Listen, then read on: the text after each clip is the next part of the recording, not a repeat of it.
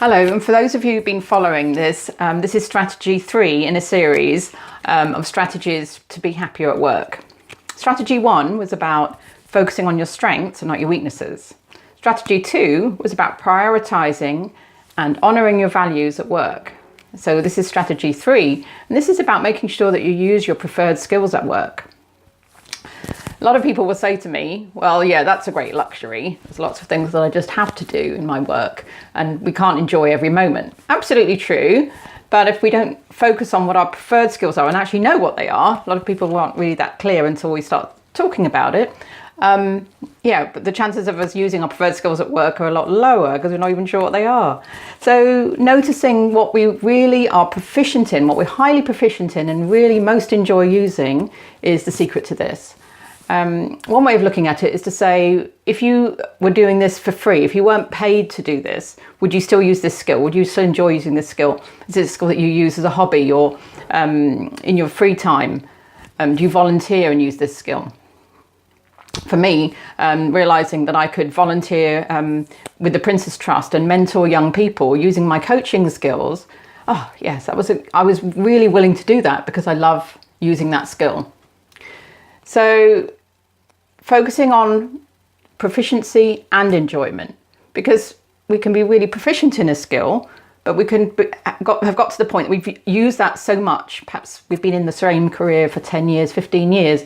We've used that skill so much that it's become a burnout skill. We don't really enjoy using it anymore. So there is really important distinction there. The other interesting thing about skills is that some people are real skills specialists.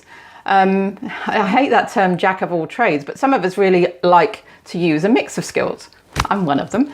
It's great if you're an entrepreneur and we enjoy variety in our work. So are you a skills specialist or a skills generalist? Do you enjoy using your skills with people? I've got a few examples here from my card sort. So you might have a people skill like collaboration that you really enjoy using. What's another one? Or motivating others, or hosting clients or events.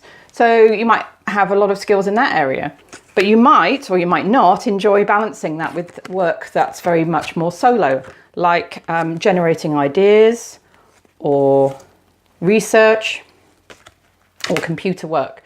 So are you somebody who likes to have a nice balance? You know, would an ideal week for you involve maybe 2 days of people-oriented activities, collaborating with others, being in meetings, but balance that with some time for research and time to create materials? That sounds a bit like my ideal week.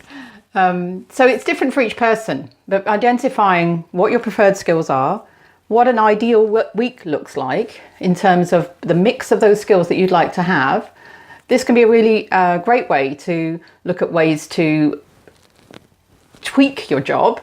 Maybe if you're an entrepreneur, it can be really about, okay, which parts of my job, once I can afford it in my business, can I delegate? Can I find somebody else, a virtual assistant perhaps, to come in and do those tasks for me?